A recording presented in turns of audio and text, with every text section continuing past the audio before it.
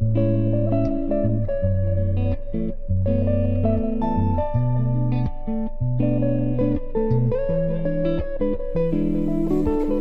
Everyone.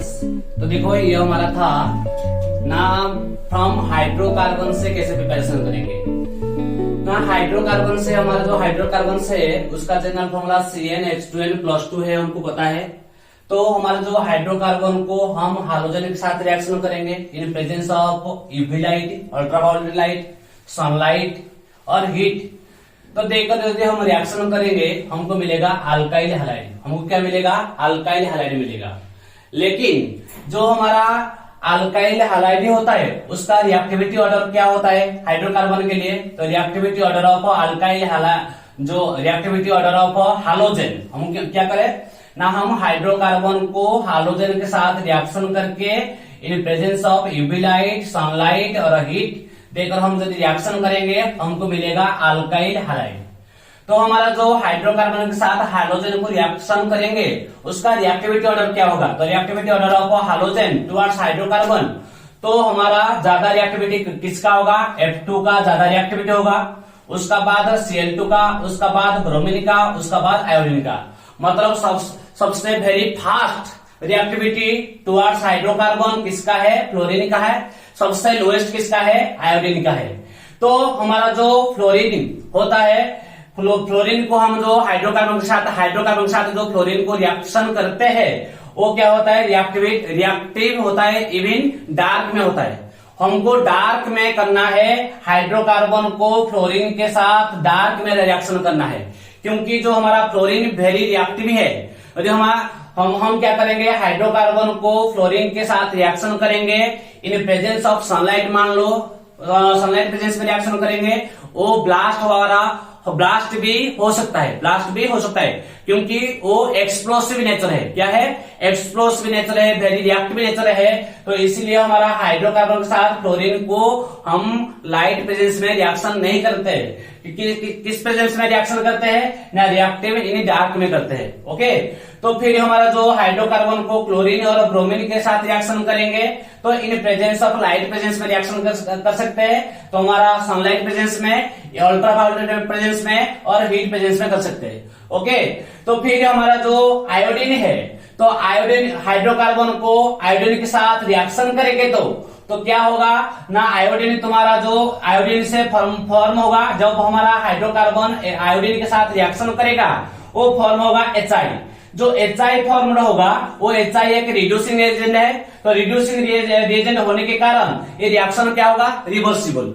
जहां पर reversible reaction होता है वो होता है नॉन स्पॉन्टेनियस प्रोसेस, मतलब ज्यादा एनर्जी रिक्वायर्ड होता है। तो ज्यादा एनर्जी रिक्वायर्ड होता है मतलब वो रिएक्शन हमको अल्काइल आयोडाइड अच्छा क्वांटिटी, गुड क्वांटिटी हमको नहीं मिल पाएगा। ओके, तो यहाँ पे क्या बताया?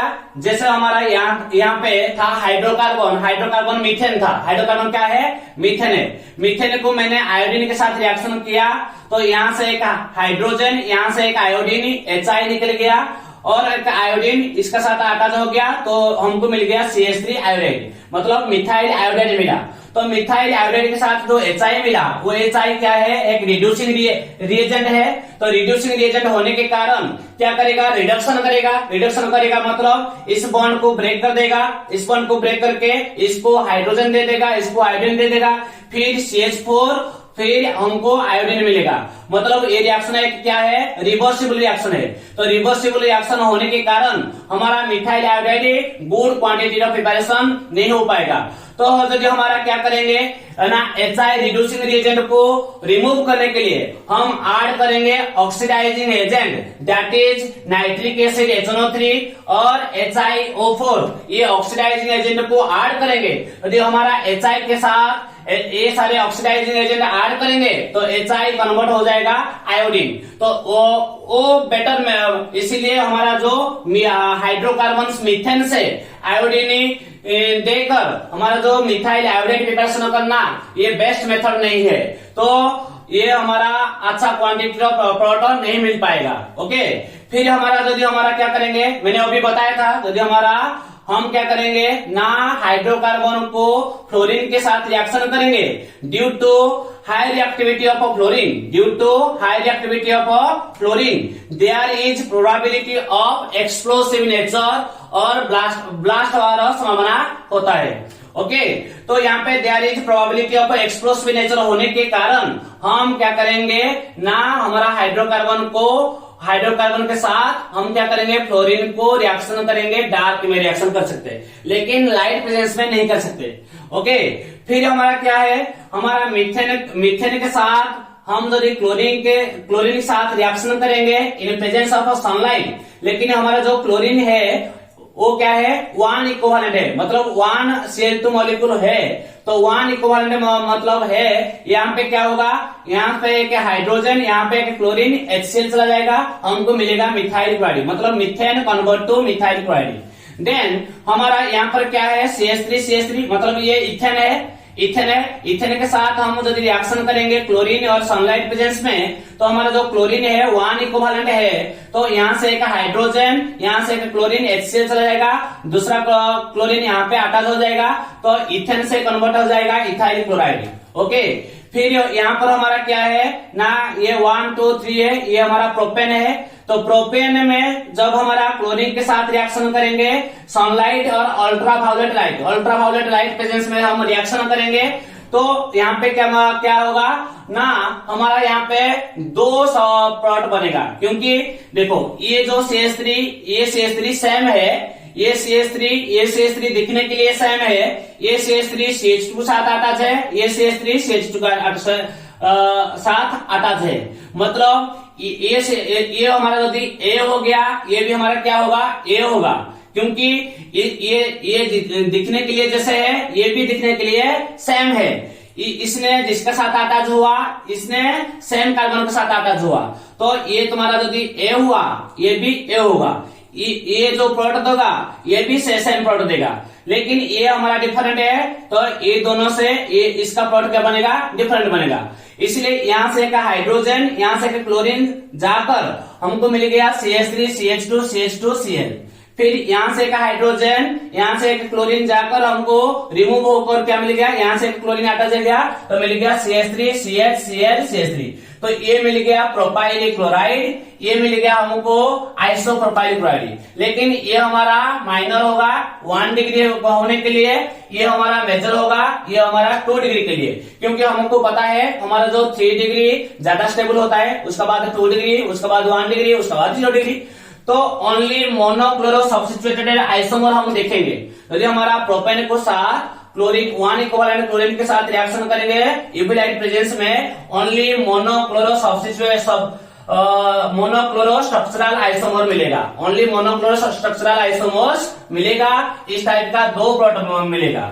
ओके फिर हम क्या करेंगे, तुम्हारा क्या है ना, इस पर हम मीथेन लेकर गए, मीथेन को हम क्लोरीन के साथ रिएक्शन किए, इन प्रेजेंस ऑफ सनलाइट हो सकता है, अल्ट्रावायलेट लाइट हो सकता है और हीट हो सकता है, लेकिन यहाँ पे जो क्लोरीन एक्सेस है, तो एक्सेस क्लोरीन मतलब है जब हमारा मीथेन फास्ट क्लोरीन के साथ रिएक्शन करेगा, यहाँ से H, यहाँ से Cl जाकर हमको मिथाइल क्लोराइड मिलेगा, फिर मिथाइल क्लोराइड, फिर हमारा मिथाइल क्लोराइड क्या करेगा ना, अनदर क्लोरीन के साथ रिएक्शन करके हमको क्या मिलेगा,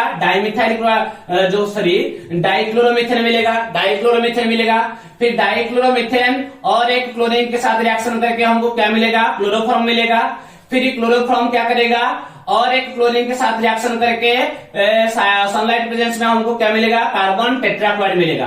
तो जब हमारा हाइड्रोकार्बन के साथ क्लोरीन हो सकता है, यहाँ पे क्लोरीन भी हो सकता है, यहाँ पे ब्रोमीन भी हो सकता है, क्योंकि हाइड्रोकार्बन से क्लोरीन और ब्रोमीन हम सनलाइट प्रेजेंस में, अल्ट्रावायलेट लाइट प्रेजेंस में और हीट प्रेजेंस में हमारा मिथाइल क्लोराइड और मिथाइल ब्रोमाइड, डाइमिथाइल क्लोराइड हम 1 इक्विवेलेंट लेकर जाएंगे तो हमको 1 इक्विवेलेंट क्लोरीन लेकर जाएंगे तो हमको मिथाइल क्लोराइड मिलेगा, 1 इक्विवेलेंट ब्रोमीन लेकर जाएंगे तो हमको मिथाइल ब्रोमाइड मिलेगा। और हमारा मीथेन के साथ एक्सेस ऑफ ब्रोमीन ले लिया, इन प्रेजेंस ऑफ सनलाइट हमको क्या मिलेगा, मिथाइल ब्रोमाइड मिलेगा, फिर हमको मिलेगा क्या, डाइब्रोमोमीथेन मिलेगा, फिर उसके बाद ब्रोमोफॉर्म मिलेगा, CH Br3 मिलेगा, उसके बाद कार्बन टेट्राब्रोमाइड मिलेगा, CpR4 मिलेगा। जैसे यहाँ पर मिथेन को एक्सेस ऑफ क्लोरीन के साथ रिएक्शन किया सनलाइट प्रेजेंस में और अल्ट्रावायलेट प्रेजेंस में और हीट में, हमको क्या मिला, मोनो डाई ट्राई पॉली हालो अल्केन्स मिलेगा। ओके, लेकिन हमारा जब हाइड्रोकार्बन के साथ हम क्या करेंगे, आयोडीन के साथ रिएक्शन करेंगे, हमको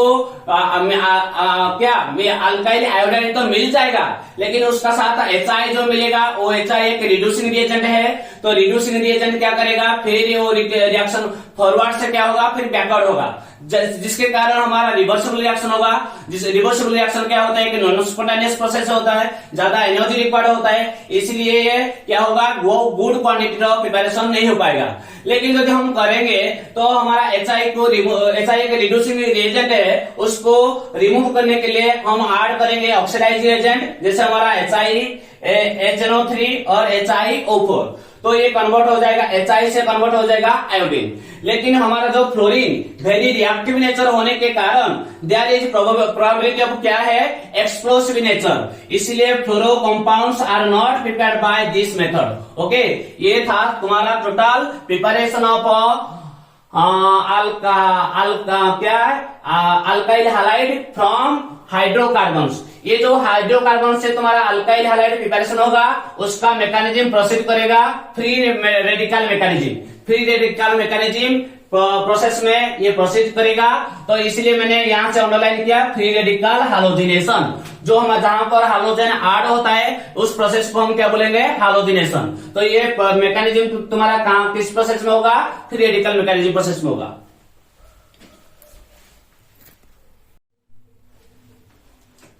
हाय स्टूडेंट्स, देखो यहाँ पे क्या हो रहा है ना, यहाँ पे एक क्वेश्चन दे रखा है, a hydrocarbon C5H12 gives only one monochlorination product दे रखा है, आइडेंटिफाई द हाइड्रोकार्बन।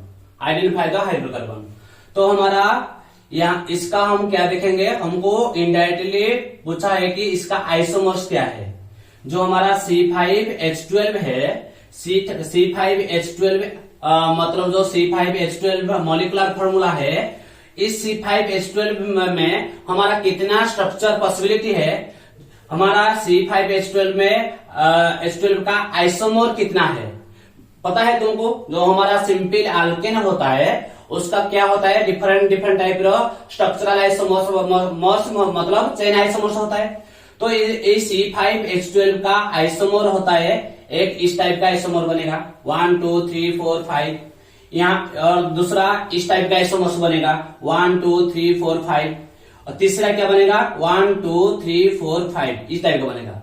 मतलब C5H12 हाइड्रोकार्बन से तुमको 3 टाइप का आइसोमर बनेगा हाइड्रोकार्बन का। ये एक नॉर्मल क्या है, ये नॉर्मल पेंटेन है, ये क्या है 2 मिथाइल ब्यूटेन है, ये क्या है 2 डाइमिथाइल प्रोपेन है, 2 डाइमिथाइल प्रोपेन है। तो 3 आइसोमर्स हाइड्रोकार्बन बन गया। ये 3 आइसोमर्स हाइड्रोकार्बन को हम क्या करेंगे, क्लोरीन के साथ रिएक्शन करेंगे in presence of sunlight presence में करेंगे, तो हमारा मोनोक्लोरिनेशन प्रोडक्ट मिलेगा। मोनो मतलब 1 क्लोरीन लगेगा, 1 क्लोरीन अटैच होकर कितना प्रोडक्ट बन सकता है। तो ओके, तो वहां पे देखो, यहाँ पे क्या था, ये जिस तरीका से ये इस तरीके से, क्योंकि ये भी CH3 है, ये भी CH3 है, ये CH3 CH2 के साथ अटैच है, ये CH3 CH2 के साथ अटैच है, तो इसलिए ये भी जो प्रोडक्ट देगा ये भी सेम प्रोडक्ट देगा। इसलिए मैंने इसको A दे दिया, इसको A दे दिया। तो यहाँ पे एक H, यहाँ से एक क्लोरीन HCl चला जाएगा, दूसरा क्लोरीन यहाँ पे आकर अटैच हो जाएगा, तो इस टाइप का प्रोडक्ट मिलेगा। तो यहाँ पे हम इसका प्रोडक्ट का नेम क्या होगा ना 1 2 3 4 5 नॉर्मल पेंटाइल क्लोराइड। इसका नेम क्या होगा, नॉर्मल पेंटाइल क्लोराइड, हो सकता है 1 क्लोरोपेंटेन। ओके, फिर नेक्स्ट क्या होगा ना, ये देखो, ये हमारा CH2 है, ये हमारा CH2 है, तो इस CH2 CH3 के साथ अटैच है, ये CH2 CH3 के साथ अटैच है, इस CH2 के साथ अटैच है, इस CH2 के साथ अटैच है। ओके, तो इस CH2 किसके साथ अटैच है, CH3, इस CH3 के साथ अटैच है। तो ये हमारा जो B हो गया, ये भी हमारा B होगा, मतलब यहां से जो प्रोट मिलेगा यहां से सेम प्रोट मिलेगा। इसलिए मैंने क्या किया, यहां से एक हाइड्रोजन, यहां से एक क्लोरीन को रिप्लेस कर दिया, दूसरा क्लोरीन यहाँ पे आकर अटैच हो गया, तो मेरे को इस टाइप का प्रोडक्ट मिल गया। तो यहाँ पे क्या हो सकता है, 1 2 3 4 5, तो 2 क्लोरोपेंटेन मिल गया। ओके, तो फिर क्या नेक्स्ट क्या हुआ ना, नेक्स्ट तो तुम्हारा क्या है ना, ये तो A हो गया, ये हो गया, ये B, लेकिन ये हमारा जो CH2 है, ये CH2 किसका साथ अटैच है, CH2 के साथ अटैच है। ये CH2 किसके साथ अटैच है, CH2 के साथ अटैच है। लेकिन ये जो CH2 था CH3 के साथ अटैच हुआ था, ये CH2 CH3 के साथ अटैच हुआ था। लेकिन ये CH2 CH2 के साथ अटैच है, CH2 के साथ अटैच है, तो ये हमारा डिफरेंट है। तो इसको मैंने दे दिया C। तो यहां से एक हाइड्रोजन जाकर यहां से एक क्लोरीन, इस क्लोरीन ने इस हाइड्रोजन को रिप्लेस करके दूसरा क्लोरीन यहाँ पे आकर अटैच हो जाएगा, तो तुमको इस तरीके से प्रोडक्ट मिलेगा। तो इसका नेम क्या होगा, 1 2 3 4 5, 3 क्लोरोपेंटेन, मतलब यहाँ पे 3 प्रोडक्ट्स बन गया, 3 प्रोडक्ट बन गया। जो फर्स्ट स्ट्रक्चर हमारा था, फर्स्ट स्ट्रक्चर से कितना प्रोडक्ट बना, 3 प्रोडक्ट्स बन गया due to presence of 3 types of hydrogen. तो एक A टाइप का हाइड्रोजन, दूसरा B टाइप का हाइड्रोजन, तीसरा C टाइप का हाइड्रोजन। तो 3 डिफरेंट टाइप्स का हाइड्रोजन होने के कारण हमारा 3 डिफरेंट प्रोडक्ट बन गया। फिर इस C5H12 का जो नेक्स्ट तुम्हारा आइसोमर हाइड्रोकार चेन आइसोमर्स क्या है, ये चेन आइसोमर्स बन गया।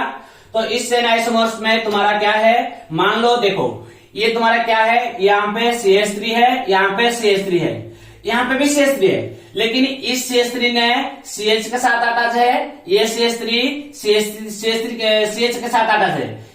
ये हमारा क्या है, ये भी हमारा CH3 है, ये भी हमारा CH3 है, ये भी हमारा CH3 है, लेकिन इस CH3 CH के साथ अटैच है, ये CH3 CH के साथ अटैच है। इसीलिए दोनों को मैंने इसने A हुआ तो इसने A हुआ, लेकिन इसको हम A नहीं दे सकते, क्यों, यहां पर भी CH3 है, लेकिन ये किसका साथ अटैच है, CH2 के साथ अटैच है, इसलिए मैंने इसको B दे दिया। ओके, समझ में आया। इस CH3 सेम CH के साथ अटैच है, इसलिए इसको A दे दिया। ओके, इस CH3 ने CH2 के साथ अटैच है, इसका साथ सेम नहीं है, इसको B दे दिया। तो ये CH2 डिफरेंट है, तो इसको मैंने दे दिया D दे दिया। ये CH डिफरेंट है, इसको दे दिया C। ये दोनों सेम है, इसको दे दिया A। ये CH3 इसके साथ सेम नहीं है, तो इसको दे दिया B। फिर ये CH एक डिफरेंट कार्बन है, इसको दे दिया C। ये CH2 एक डिफरेंट कार्बन है, इसको दे दिया D। मतलब यहाँ पे 4 टाइप्स का हाइड्रोजन प्रेजेंट है, 4 टाइप्स ऑफ हाइड्रोजन प्रेजेंट है। तो 4 टाइप्स ऑफ हाइड्रोजन प्रेजेंट होने के कारण यहाँ पे 4 प्रोडक्ट्स बनेगा। तो यहाँ पे यहाँ से एक हाइड्रोजन, यहाँ से एक क्लोरीन HCl चला जाएगा, दूसरा एक Cl यहाँ पे अटैच हो जाएगा, तो यहाँ पे इस टाइप का प्रोडक्ट मिलेगा, यहाँ पे इस टाइप का प्रोडक्ट बनेगा।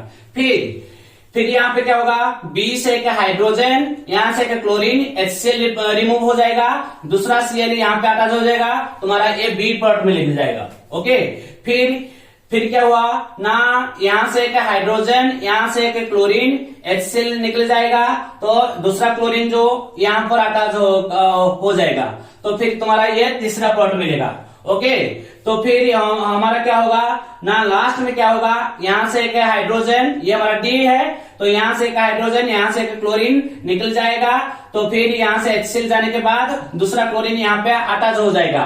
ओके, तुम्हारा ये D प्रोडक्ट मिलेगा। तो इतना कितना, यहाँ से 1 2 3 4 डिफरेंट प्रोडक्ट्स बन गया। ओके, फिर C5H12 में एक दूसरा आइसोमर है, जो ये है, ये क्या है, ये तुम्हारा क्या है ना, 2 डाइमिथाइल प्रोपेन है। तो ये देखो, ये CH3, ये भी CH3, ये भी CH3, ये भी CH3, तो चारों CH3 सेम है और सेम कार्बन के साथ अटैच है, इसलिए इसने जो A हुआ, ये भी A, ये भी A, ये भी है, मतलब यहाँ से जो हाइड्रोजन जाकर जो प्रोडक्ट मिलेगा यहाँ पे भी सेम प्रोडक्ट मिलेगा। ओके, तो मैंने क्या किया ना, यहाँ पे वन टाइप का हाइड्रोजन है इसलिए ओनली वन प्रोडक्ट बनेगा। तो यहाँ से एक हाइड्रोजन, यहाँ से एक क्लोरीन रिप्लेस कर दिया, दूसरा क्लोरीन यहाँ पे अटैच कर दिया, तो इस टाइप का प्रोडक्ट मेरा मिल गया। ओके, तो ये था इस क्वेश्चन का आंसर था। तो इस टाइप का क्वेश्चन आता है तो ये इंपॉर्टेंट क्वेश्चन है।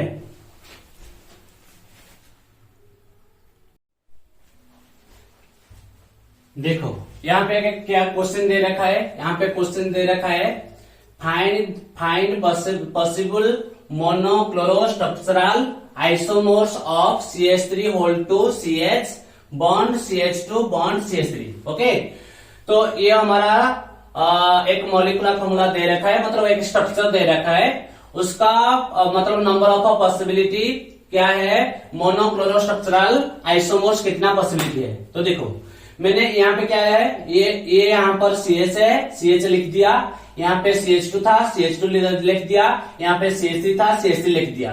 तो इस CH के साथ CH3 कितना अटैच है, 2 अटैच है, तो CH3 2 बना दिया। ओके, तो इसको हमें क्या किया, मैंने क्लोरीन के साथ रिएक्शन किया in presence of sunlight, ultraviolet ले सकता है। ओके, तो फिर हम क्या किए ना, हमारा जो ये यहाँ पर क्या है, CH3 है, CH3 है, CH3 है, लेकिन ये दो CH3 है, लेकिन ये किसका साथ अटैच है, CH का साथ अटैच है, लेकिन ये CH3 किसका साथ अटैच है, CH2 का साथ अटैच है। मतलब ये दो CH3 CH के साथ अटैच है, मतलब दोनों सेम है। तो इसको मैंने A और इसको मैंने A दे दिया, लेकिन ये भी मेरा CH3 है, लेकिन ये CH2 का साथ अटैच है, तो इसलिए इसको मैंने दे दिया D। ओके, फिर ये मेरा डिफरेंट कार्बन है, इसको दे दिया मैंने B। ये मेरा डिफरेंट कार्बन है, इसको दे दिया मैंने C। मतलब यहाँ पे मेरा 4 different types of hydrogen present है। तो 4 different types of hydrogen present होने के कारण मेरा 4 डिफरेंट प्रोडक्ट बनेगा। कितना डिफरेंट प्रोडक्ट बनेगा, 4 डिफरेंट प्रोडक्ट बनेगा। तो मैंने क्या किया ना, मैंने फर्स्ट यहां से एक हाइड्रोजन को रिप्लेस करके एक क्लोरीन लगा दिया, तो ये मेरा प्रोडक्ट बन गया। फिर नेक्स्ट हम क्या किया, यहां से एक क्लोरीन, यहां से एक हाइड्रोजन रिप्लेस हो गया, रिमूव हो गया, तो यहाँ पे जो Cl2 था, एक Cl एक HCl चला गया, दूसरा Cl यहाँ पे आकर अटैच हो गया, तो मेरा सेकेंड प्रोडक्ट का पॉसिबिलिटी ये था। ओके, फिर ये मेरा क्या है ना, ये भी मेरा डिफरेंट है, ये हमारा C कार्बन है, तो यहाँ से एक हाइड्रोजन, यहाँ से एक हाइड्रोजन को रिमूव करके एक क्लोरीन अटैच कर दिया, तो ये मेरा तीसरा प्रोडक्ट बन गया। फिर यहाँ से एक हाइड्रोजन, यहाँ से एक क्लोरीन, यहाँ से एक हाइड्रोजन रिमूव करके यहाँ से एक क्लोरीन अटैच कर दिया, ये मेरा चौथा प्रोडक्ट बन गया। मतलब इस तरीका से मेरा 4 डिफरेंट प्रोडक्ट बन गया। देखो यहाँ पर क्लोरीन जिस कार्बन पे अटैच है, उस कार्बन ने डायरेक्टली एक ही कार्बन के साथ अटैच है। यहाँ पे क्लोरीन जिस कार्बन पे अटैच है, वो क्लोरीन एक ही कार्बन के साथ डायरेक्टली अटैच है, मतलब ये मेरा 1 डिग्री अल्काइल हैलाइड है। ओके, फिर यहाँ पर जो क्लोरीन है, इस क्लोरीन ने जिस कार्बन के साथ अटैच है, जिस कार्बन के साथ अटैच है वो क्या है, 3 कार्बन के साथ अटैच है। ये कितना कार्बन के साथ अटैच है, 3 कार्बन के साथ डायरेक्टली अटैच है, ये मेरा 3 डिग्री है। ओके, यहाँ पे जो मेरा क्लोरीन जिस कार्बन पे अटैच है, वो 2 कार्बन के साथ डायरेक्टली अटैच है, ये मेरा 2 डिग्री है। फिर यहाँ पे जो क्लोरीन मेरा जिस कार्बन पे अटैच है, वो एक ही कार्बन के साथ अटैच है, ये मेरा 1 डिग्री। तुमको पता है जो हमारा 3 डिग्री ज्यादा स्टेबल होता है 2 डिग्री से, 2 डिग्री ज्यादा स्टेबल 1 डिग्री से, 1 डिग्री ज्यादा स्टेबल 0 डिग्री से। तो इस तरीका से क्वेश्चन था। तो फिर हमने क्या किया ना, मैंने एक यहाँ पर एक क्वेश्चन लिखा। क्या लिखा, क्वेश्चन लिखा, मैंने ले लिया बेंजीन पे लगा दिया CH3, ये मेरा हो गया टोलुइन। तो बेंजीन के साथ मैंने क्लोरीन को रिएक्शन किया। जैसे मेरा टोलुइन के साथ मैंने क्लोरीन को रिएक्शन किया इन प्रेजेंस ऑफ सनलाइट, लेकिन मेरा यहाँ पे जो क्लोरीन है, ये क्लोरीन मेरा 1 इक्विवेलेंट है। ये क्लोरीन मेरा क्या है, 1 इक्विवेलेंट है, इसलिए यहां से एक हाइड्रोजन, यहां से एक क्लोरीन रिप्लेस हो गया, एक दूसरा क्लोरीन यहाँ पे आकर अटैच हो गया, तो टोलुइन से मेरा बन गया बेंजाइल क्लोराइड। तो इस तरीके से प्रोडक्ट बनेगा। लेकिन सेम बेंजीन में CH3 लगा के मैंने टोलुइन बना दिया। इस टोलुइन को मैंने excess of chlorine sunlight presence में रिएक्शन किया, तो एक्सेस ऑफ क्लोरीन के साथ यदि हम रिएक्शन करेंगे तो यहाँ पे क्या बनेगा, फर्स्ट यहां से एक हाइड्रोजन, एक Cl, HCl निकल जाएगा और दूसरा Cl यहाँ पे अटैच हो जाएगा, तो बन जाएगा बेंजाइल क्लोराइड। फिर बेंजाइल क्लोराइड के साथ फिर क्लोरीन रिएक्शन करेगा, यहां से एक हाइड्रोजन, यहां से एक Cl, HCl निकल जाएगा और अनदर क्लोरीन यहाँ पे अटैच हो जाएगा। मतलब जितना हाइड्रोजन डिक्रीज होगा उतना क्लोरीन क्या होगा, इंक्रीज होगा। जैसे तुम्हारा यहाँ पे फाइनली कितना हाइड्रोजन था, फाइनली तुम्हारा 3 हाइड्रोजन था, तुम्हारा जो फाइनल प्रोडक्ट भी कितना था, 3 क्लोरीन है। समझ में आ रहा है ना, मेरा जो स्टार्टिंग कंपाउंड है, मेरा जो सबस्ट्रेट है, तो सबस्ट्रेट के साथ मेरा कार्बन के साथ कितना हाइड्रोजन है, 3 हाइड्रोजन है। मेरा जो फाइनल प्रोडक्ट बन रहा है 3 हाइड्रोजन रिप्लेस होके क्या लग रहा है, 3 क्लोरीन लग रहा है। इस तरीके से यहां से बन गया बेंजाइल डाइक्लोराइड, यहां से बन गया बेंजोल ट्राइक्लोराइड। तो इस तरीके से रिएक्शन होता है हमारा। क्या है रिएक्शन होता है ना, फ्रॉम हाइड्रोकार्बन से फ्री रेडिकल मैकेनिज्म से तुम्हारा बनता है क्या, अल्काइल हैलाइड बनता है। मतलब अल्काइल क्लोराइड या अल्काइल ब्रोमाइड, इस तरीके से प्रोडक्ट बनता है। ये टोटल था फ्रॉम हाइड्रोकार्बन से कैसे हम प्रिपरेशन करेंगे अल्काइल हैलाइड था।